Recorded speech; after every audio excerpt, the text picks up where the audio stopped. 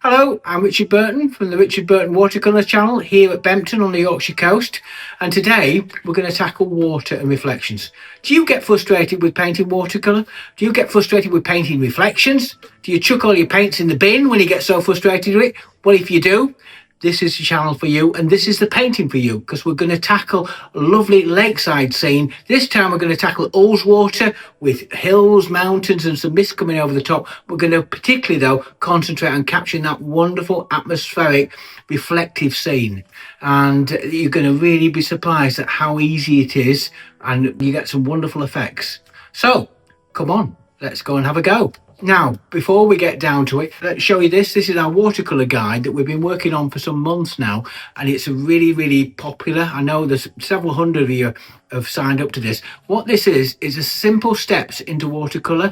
It's showing you the basics of getting into watercolour, and those of you coming back to watercolour, haven't touched it for some time, it's also reminding you of the simple steps that really sort of make water successful. And alongside this, there'll be a weekly newsletter with tips and tricks and techniques that will go alongside this. Now, it's all free, and it's in the link below. So just click on the link below and grab yourself a coffee and enjoy. Oh, sorry, I said coffee there. Coffee on the mind.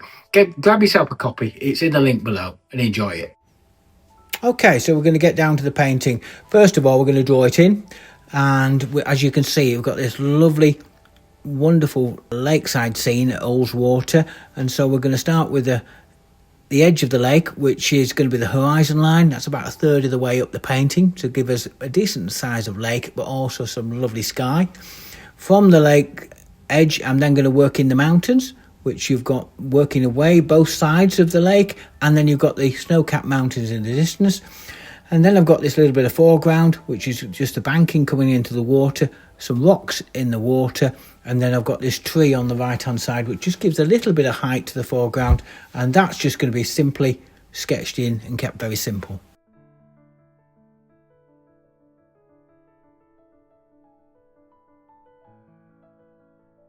Now, regarding equipment, I'm going to have 5 brushes in this. I'm going to use a big wash, 2 number 10s, a number 8 and a number 4. That'll do. And then I've got my bit traditional palette, and the next thing I want to establish is that colour story, which is going to be the range of colours, and we're going to mix that on the palette, starting with yellow ochre, which is going to provide that warmth for the sky. And then I'm going to move into making a couple of greys, a 2-colour grey, ultramarine blue and burnt umber, followed by a 3-colour grey, which is going to be ultramarine blue, burnt umber with a little bit of alizarin crimson to give it that 3-dimensional extra bit of bite in the grey. And then we'll have a couple of blues, the couple of blues that I want for the sky, because you're going to get that colour change in the sky. And I'm going to have cobalt blue for the bulk of the blue, and then I'm going to have a little bit of Prussian blue just to give that colour range near the horizon. And also I'm probably going to have a little bit of crimson just to drop in as we go. So that's going to be the colour story, and it's all been laid out in my palette, so it's easy for us to apply those in order.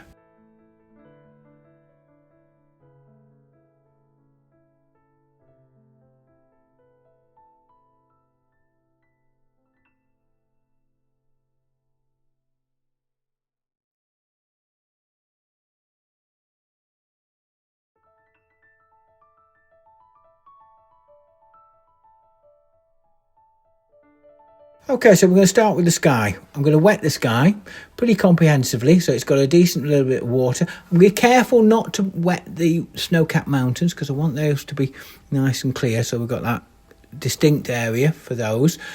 I'm then going to mix in and drop in some yellow ochre mix, just to give that warmth to the sky. Just dance the brush around, just to give that feeling of nice warmth for that cloud. And then when that soaks in, I'm then going to get into the blue, and the blue is going to be mostly cobalt blue, and I'm going to put a lot of that in, particularly around the top, and just diffuse that into the yellow and into the clouds, and the clouds will emerge at that point. And I'm also, as I come down the page, I'm going to drop a little bit of Prussian blue just in, so you get that colour change in the blue. After that, we then first of all add the 2-colour grey, which is just going to give that feeling of light shade to the clouds, which will just diffuse in. All along, I'm just watching for the moisture just to dry, not dry fully, but just to diffuse away and move from a wet to a damp. As it moves to the damp, I'm then going to add some more of the stronger grey, just to give a little bit more three-dimensional feel to the clouds, and then top it off with some stronger blue, which will all bring out the clouds and bring out that three-dimensional feel and an atmospheric sky. And if you do it on a moist surface, not a wet, moist surface now, it'll really work especially well. Now I'm going to continue the process into the lake with the water. I'm going to wet the water with some clear water, bring that right the way down the page. We just carefully move the brush around the rocks in the foreground, but in essence wet the paper. So get that nice and soaking. Then I'm going to go and repeat the process that we did with the sky. Start with a warm wash of yellow ochre.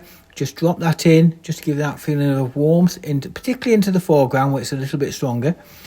Then I'm going to drop in some of the lighter grey. Just drop that lighter grey into the water, just some drifts of it, just to give that colour range and that three-dimensional feel. And then I'm going to drop in some stronger blue, which will be the cobalt blue, into the foreground, around the rocks, and to the left of the rocks in the foreground, just to give that feeling of reflecting the sky. And just keep that simple. Then I'm going to drop a little bit of grey in the distance, just to sort of let that soak in. Then the next step is to try and capture those ripples, those initial ripples in the water. And that is using the grey with a little bit of alizarin crimson in it, and just a few brush strokes, and you'll just capture those little ripples that are just delicately on the water surface. Now, after a coffee break and letting that dry, I'm just going to get some masking fluid, and just to give a few little lines of broken line of masking fluid. That's just to give the impression of a little bit of moving water when we come to put the reflections on later. But it's handy to have that in place, and I'll probably put it around the stones as well, so just capture a bit of highlight on those.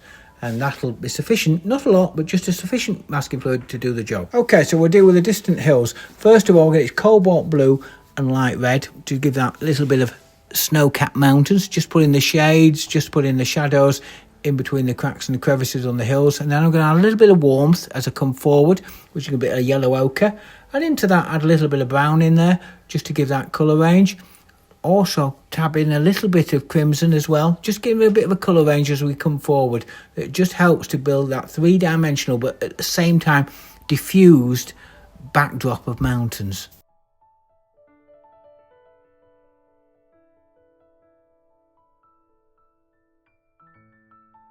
Now we're coming into the middle distance hills, the ones on either side of those snow-capped mountains. And what I'm going to do there, I'm going to want to capture that mist coming over the hills. And so the key there is to wet the paper on those with some clear water, bring that down, let it soak in, and then I'm going to mix some grey and drop that in around it. And what it will do, it will just diffuse up to that wet area, and it'll give the feeling of the sky coming over and the mist in the hills, which is really the effect I'm trying to capture. And then as I come down, I'm going to deepen that dark, drop in some other colours in there. I'm going to add in some blues and browns, and then I'm going to try and capture the feeling of those trees on the water side, which is going to be burnt umber, burnt sienna with a bit of ultramarine blue, and drop those in. It's going to be quite damp initially, but also I'm going to try and leave a few white areas just for some of the trees, just to give a little bit of sparkle to the trees, and it will just help. And also there's a little bit of frost on the water's edge, which I'm going to leave as white paper as well.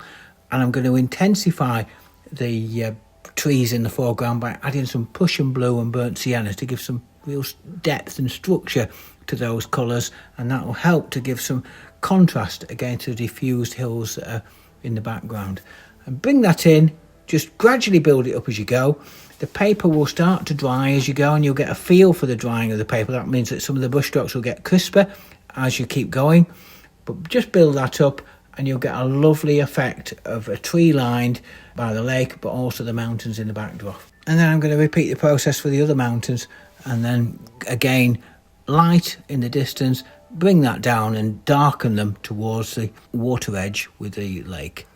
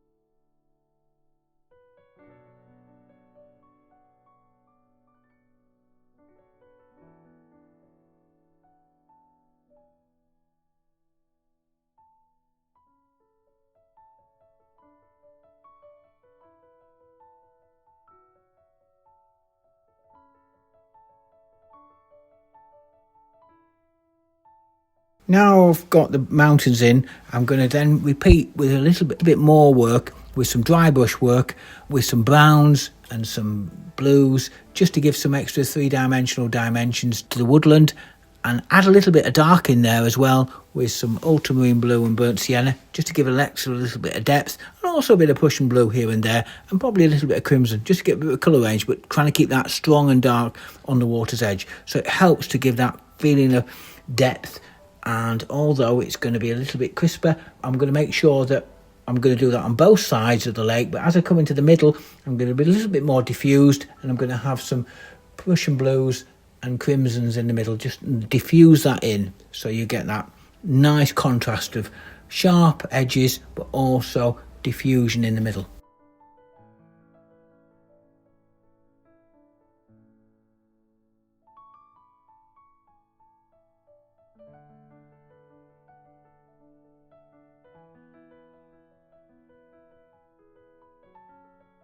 Okay, so now we're going to start on the foreground with the grasses and this banking, and that is going to be a combination of cobalt turquoise, a little bit of lemon yellow and raw umber, and drop that in. Try and keep it ochre looking. I'm going to add a little bit of purple lake in there as well, just to give it a little bit of a later season look. That has that sort of not really strong grass, but it's just that sort of late season grass, which is lovely. Then I'm going to cascade across into the rocks and into a little bit of foreshore on the rocks. So I'm going to bring in some burnt umber and burnt sienna into that mix and just drop it in.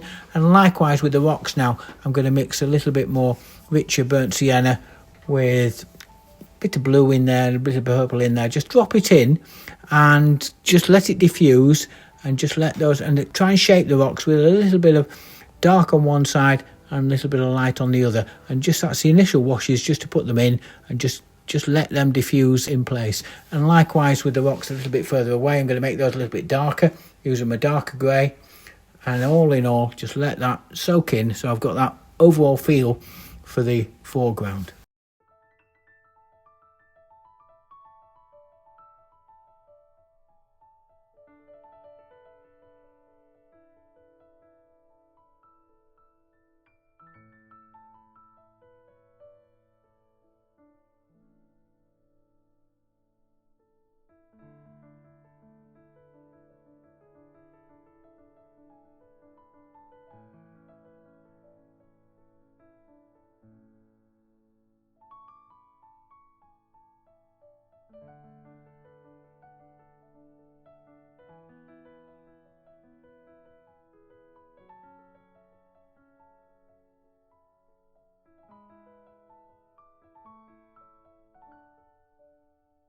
Now I'm going to drop in some darks into the foreground, just to give it a little bit of shape and a little bit of depth. And I'm also going to drop in some darks into the rocks to give those a three-dimensional dark. So they're going to be more ultramarine blue, burnt umber, and a little bit of crimson as well into place, just to give it a little extra strength to it.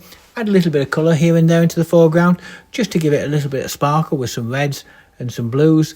But all in all, I'm just trying to capture and give those rocks a little bit of a three-dimensional feel to them. Then I'm going to move on to the tree, and the tree is going to be dealt with by putting a light wash on it initially, which is going to be a yellow, and then once I've done that yellow, I'm going to carefully drop in some strong dark to give it that feeling of shape and texture. And if you can do that onto a damp surface, you'll get some wonderful bark-like effect, and it works really, really well. And then I'll just take my brush up and use a smaller brush and just create the initial branches and the cascading branches that will go up, but not the very fine branches, just the main branches. And where the branches join one another, I'll just add a little bit of extra dark to give it a little bit of more structure, and just gradual little bit of delicate brushwork just to create that lattice of branches. And once I've done that stage, I'll just let that soak, grab another coffee, let that dry, and then we'll put the canopy branches on using a burnt sienna and a little bit of cobalt blue, which you'll use the side of the brush and just on that dry brush technique, and we'll get that wonderful feeling of winter tree look with some nice rich branches. And before I add the small branches onto the tree, I'm going to go back into the hills, into the water's edge, and add some more darks where necessary, just to give some further balance, because it's drying now and you get a real feeling of whether we need to intensify some of the darks. And I'm going to just work my way across there and add some darks where necessary, strengthen some. Also, I can just lift off some as well, just to sort of diffuse a little bit, just to give a bit more balance and give that feeling for the distant hills.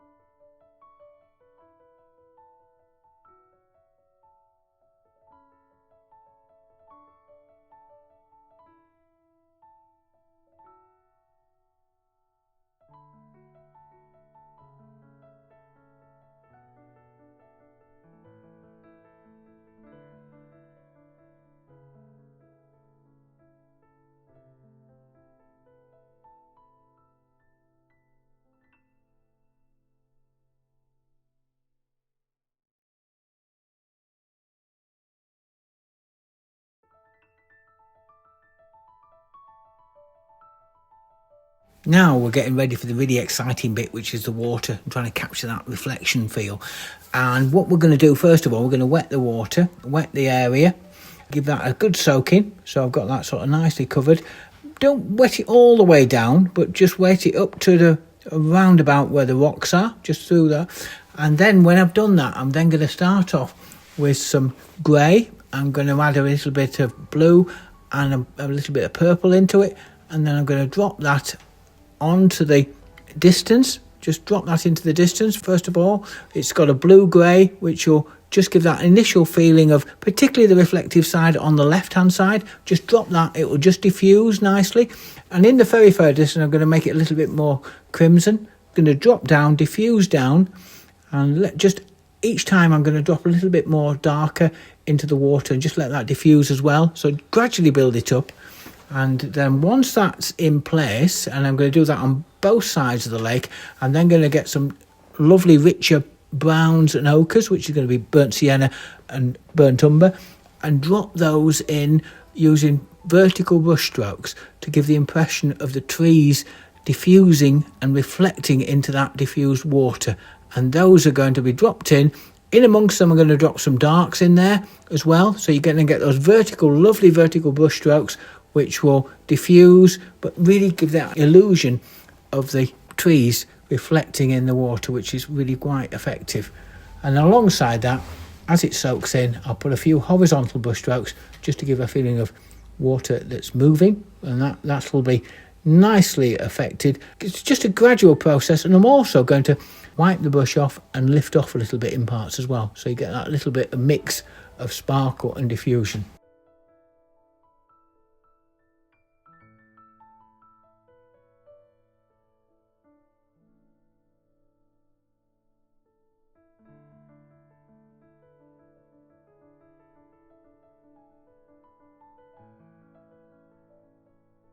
Right, now after another coffee break to let this dry, we're now going to lift off the masking fluid, which gives that little feeling of moving water in the distance, and then we're going to add some darks, further darks to the rocks and the foreground rocks, the rocks in the water, and also on the bank here, just to give that three-dimensional feel. And then we're left with the figures, which are going to be silhouetted figures of a fisherman and his wife just on the side there, and that's going to be using one of the greys. And to be honest, we're using the greys that's on the palette now. There'll be more, and you've got a mix of greys, and I'll just do them in a silhouette with a small brush, and that should hopefully complete the picture.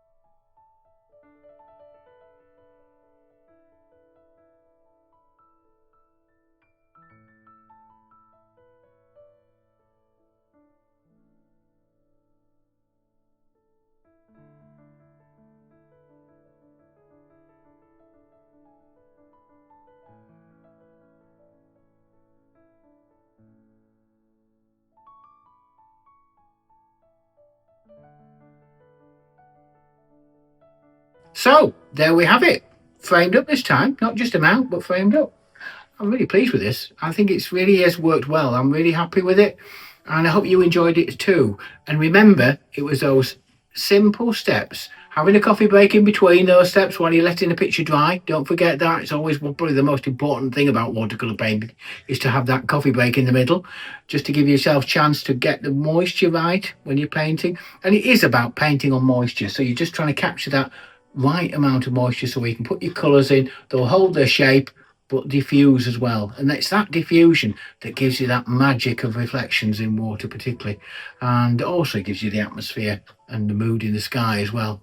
So it's been an interesting picture to do, and I hope you'll have a go at this and enjoy it. And please send me your results. Don't forget as well, in the comments below, if you've had a go, please do let me know how you get on. Or if you've got any questions about watercolour, please do just let me know, and we'll try and answer them as best we can. We're getting a lot of questions and a lot of pictures, and thank you as well for those that you're sending in paintings or photographs that you've got of scenes that you want to do and you want some advice on those. Please send them in, and I'll do the best I can to give you some advice as to how to tackle them. So in the meantime, I want to say a big thank you to everybody, because we've now got 3,500 subscribers, which is massive. I mean, we've only been running for 9 months, and it's a terrific response. And I want a big thank you to you all that have liked and subscribed. So that leads me to say, though, those that you just caught us for the first time, please don't forget, like and subscribe, and it gets us picked up by a wider audience, and we're able to pass the message of how magical watercolour is to a much wider audience all round. And so without further ado, all I've got to say now is enjoy and keep painting.